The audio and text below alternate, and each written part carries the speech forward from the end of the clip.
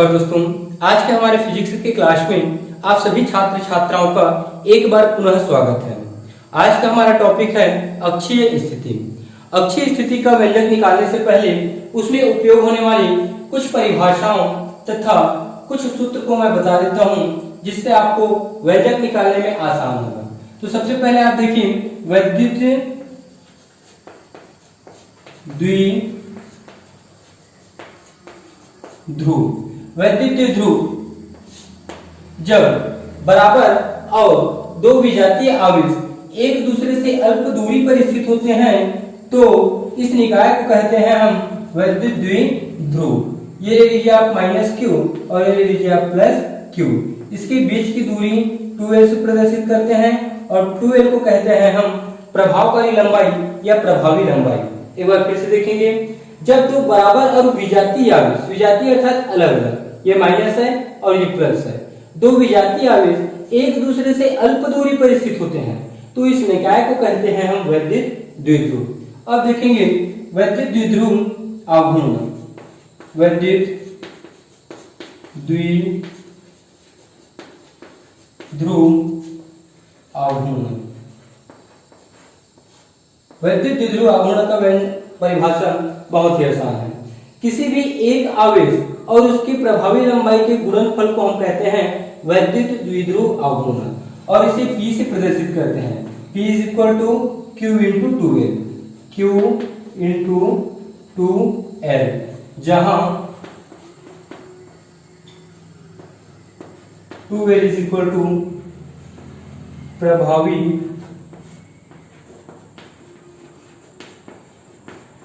लंबाई। अब इसके बाद देखेंगे हम विद्युत क्षेत्र।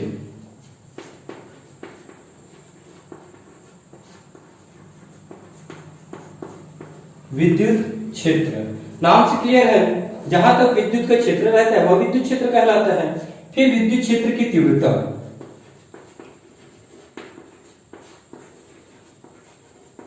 विद्युत क्षेत्र की तीव्रता। विद्युत क्षेत्र की तीव्रता के लिए एक चित्र बना लीजिए। यह आपका एक आवेश ले लीजिए Q और यहां ले लीजिए आप दूसरा आवेश Q0। Q0 को कहते हैं हम परीक्षण आवेश। इसके बीच की दूरी ले लीजिए R। ये बीच की दूरी ले लीजिए R। अब इसका परिभाषा होता है एकांक धन आवेश, अर्थात यहाँ पे यदि हम एकांक धन आवेश की कल्पना करते हैं, एकांक धन आवेश ये समझो विद्युत क्षेत्र है, ये आपका विद्युत क्षेत्र है। एकांक धन आवेश विद्युत क्षेत्र के अंदर जितने बल का अनुभव करता है, अर्थात ये हमारा विद्युत द्विध्रुव है और ये जो आवेश है वो बल का अनुभव करेगा यहाँ पे आस पास में है तो एकांक धन आवेश विद्युत क्षेत्र के अंदर जितने बल का अनुभव करता है वह उसका विद्युत क्षेत्र की तीव्रता कहलाती है। इसका व्यंजक देते हैं यहाँ पे Q और Q0 दो स्थिर आवेश है और मैंने आपको पहले ही बताया है कि दो स्थिर आवेशों के बीच कूलाम का नियम लगता है। उसके लिए मैंने आपको दो स्थिर आवेशों के बीच कूलाम का नियम लागू होता है। कूलाम के नियम के लिए मैंने वीडियो बनाया है, उसका लिंक आपको डिस्क्रिप्शन में मिल जाएगा। तो इसको देखेंगे, आगे बढ़ाएंगे कूलाम के नियम से। कूलाम के नियम से कूलाम का नियम होता है F = दो आवेश Q1 Q0 1/4πε0 Q × Q0/r²। अब विद्युत क्षेत्र की तीव्रता की परिभाषा क्या होती है? विद्युत क्षेत्र की तीव्रता को हम E से प्रदर्शित करते हैं। तो इसका परिभाषा क्या होता है? एकांक धन आवेश विद्युत क्षेत्र के अंदर जितने बल का अनुभव करते हैं, अर्थात ये बल F और एकांक आवेश ये ले लीजिए आप Q0। तो एकांक आवेश विद्युत क्षेत्र के अंदर जितने बल का अनुभव करता है वह विद्युत क्षेत्र की तीव्रता कहलाती है। तो F/Q0। अब F का मान यहाँ पे रख दीजिए, तो F का मान हम यहाँ पे रखेंगे तो E = आपको मिलेगा 1/4πε0 और ये है Q × Q0/r²। स्क्वायर। ये Q0 नीचे में बचेगा तो ये Q0 नीचे में लिख दीजिए। Q0 से Q0 ऊपर नीचे कट जाएगा तो E इज इक्वल टू मिलेगा आपको 1/4πε0 और Q अपॉन R का स्क्वायर, Q अपॉन R का स्क्वायर। ये है विद्युत क्षेत्र की तीव्रता के लिए व्यंजक, जिसका उपयोग हम अक्षीय स्थिति और बहुत सारे छोटे छोटे व्यंजक निकालने में इसका उपयोग करेंगे। अब आते हैं हम अक्षीय स्थिति। अब उसके बाद देखेंगे हम अक्षीय स्थिति, एक्सिस पोजीशन। इसमें इसकी परिभाषा हम चित्र के माध्यम से बहुत ही आसानी से समझ सकते हैं। तो हमारा एक वैद्युत द्विध्रुव है, इसका नाम दे दीजिए A और ये B। A में रख दीजिए आप -q आवेश और B में रख दीजिए आप +q आवेश। अब इसके मध्य बिंदु को O से प्रदर्शित करिए। मध्य बिंदु O, प्रभावी लंबाई इसका होता है 2l। यदि 2l को हम आधा आधा बांटेंगे तो A से O के बीच की दूरी होगा l और O से B के बीच की दूरी भी होगा l। अब मध्य बिंदु O से r दूरी पर एक बिंदु, r दूरी अर्थात वैद्युत द्विध्रुव में एक बिंदु ले लीजिए P, एक बिंदु P, जहां हमें विद्युत क्षेत्र की तीव्रता ज्ञात करनी है। अब देखिए इसका परिभाषा।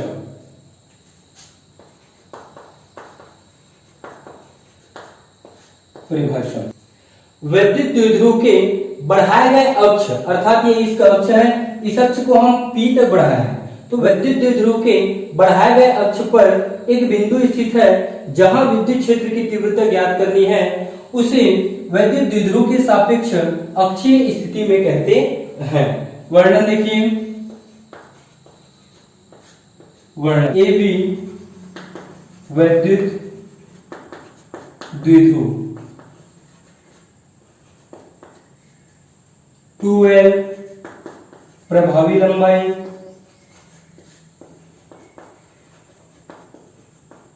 2l प्रभावी लंबाई, P वैद्युत द्विध्रुव आघूर्ण। वर्णन में आप इतना चीज बता सकते हैं। अब बिंदु O से R दूरी पर एक बिंदु P स्थित है जहां विद्युत क्षेत्र की तीव्रता ज्ञात करनी है। व्यंजक निकालेंगे आप।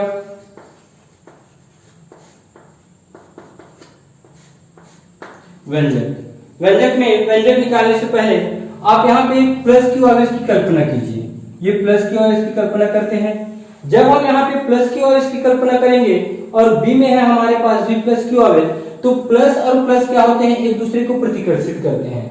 तो ये जो बिंदु P है वो इधर प्रतिकर्षित करेगा, तो यहाँ पे विद्युत क्षेत्र की तीव्रता होगा E1। अब +q आवेश A पर कौन सा आवेश स्थित है, -q आवेश। तो A पर -q आवेश स्थित है, तो -q और +q क्या करेंगे, एक दूसरे को आकर्षित करेंगे, अर्थात ये इधर आकर्षित होगा। यहाँ विद्युत क्षेत्र की तीव्रता होगा आपका E2। अब हमको विद्युत क्षेत्र की तीव्रता निकालना है P पर, तो +q आवेश के कारण बिंदु P पर विद्युत क्षेत्र की तीव्रता +q आवेश के कारण P पर विद्युत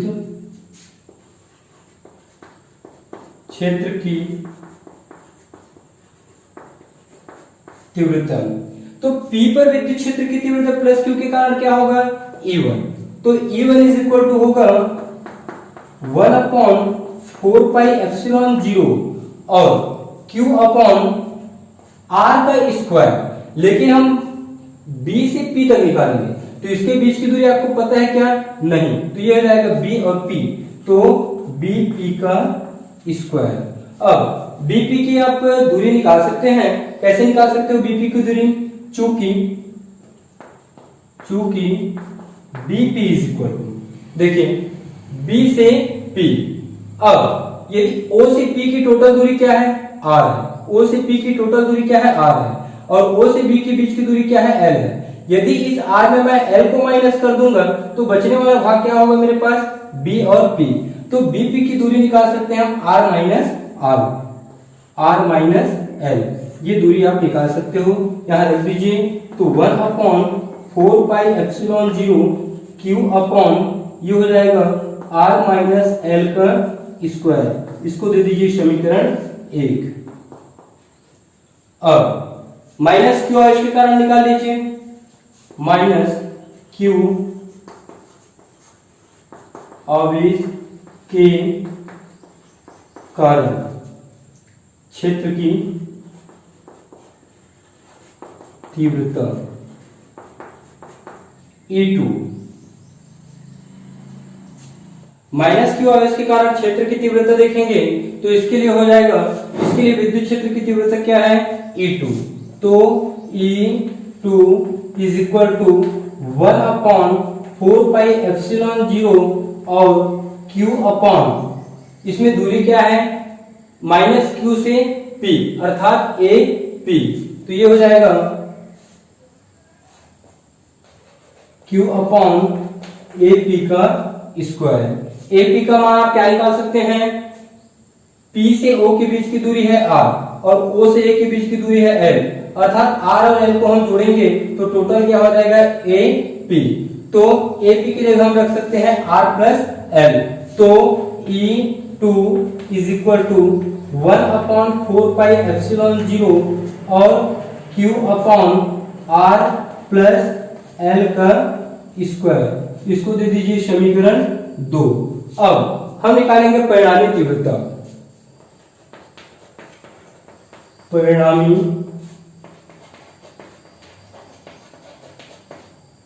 तीव्रता, परिणामी तीव्रता में आप समीकरण 1 में समीकरण 2 को घटा दीजिए, तो E इज इक्वल टू होगा E1 माइनस E2, समीकरण 1 और 2 से E1 और E2 का मान यहाँ पे रख दीजिए, तो E इज इक्वल टू मिलेगा 1/4πε0 और Q upon R minus L का स्क्वायर माइनस 1/4πε0 और Q upon R plus L का स्क्वायर।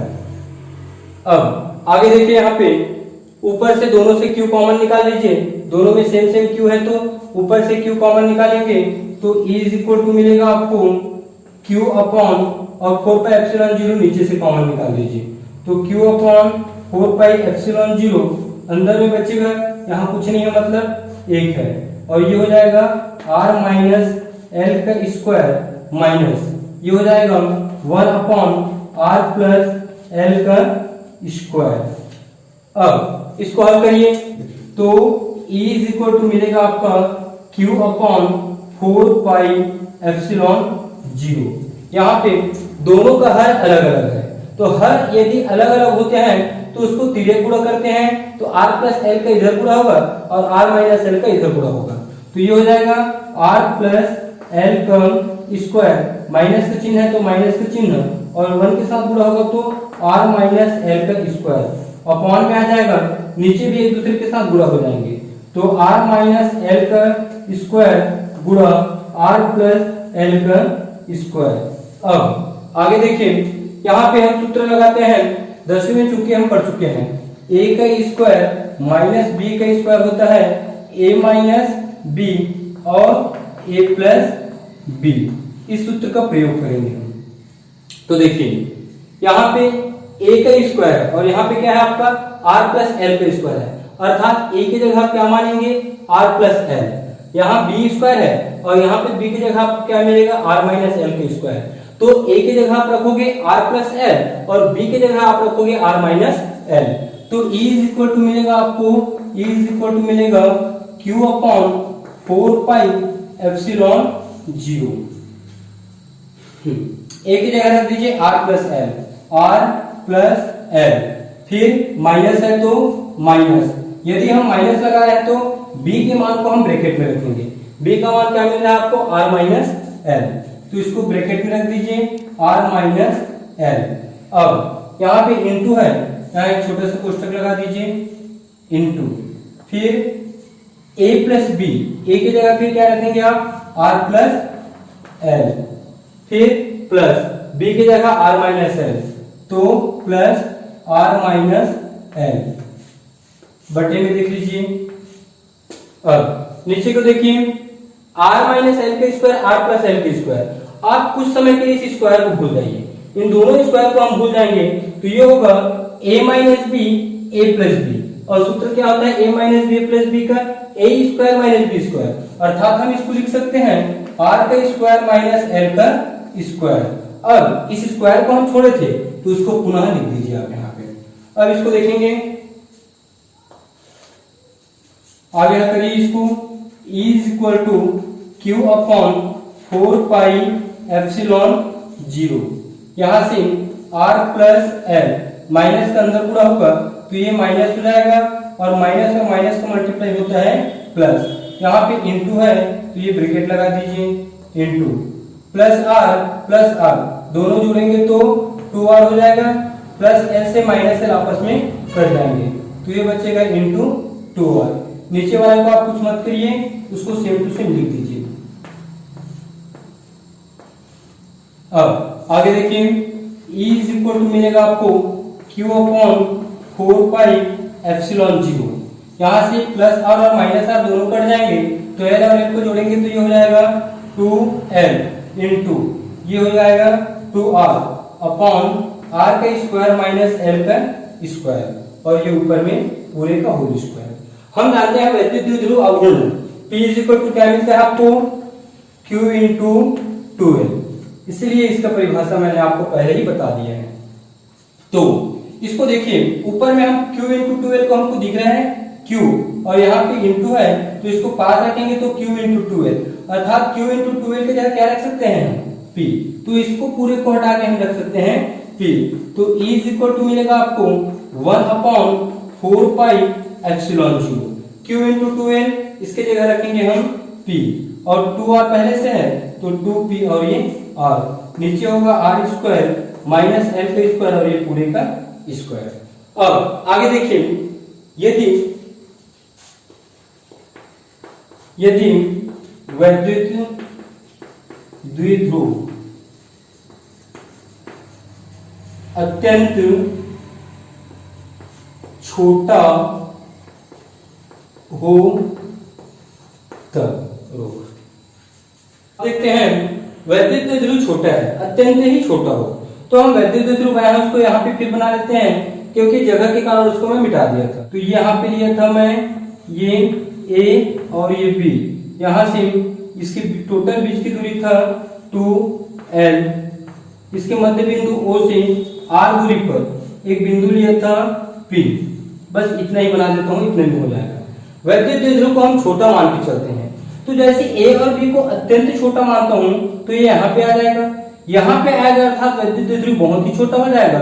और जैसे ये बहुत छोटा होगा लेकिन R का मान आपका छोटा होगा क्या, नहीं, तो R की तुलना में जो L है, यहाँ पे तो इसकी टोटल लंबाई 2L है, लेकिन अलग अलग हम भाग में बांटेंगे तो ये सिर्फ यहाँ से दोनों के बीच की दूरी बस होगा L, तो R की तुलना में जो L है वो अत्यंत ही छोटा होगा, अर्थात L लेस देन R।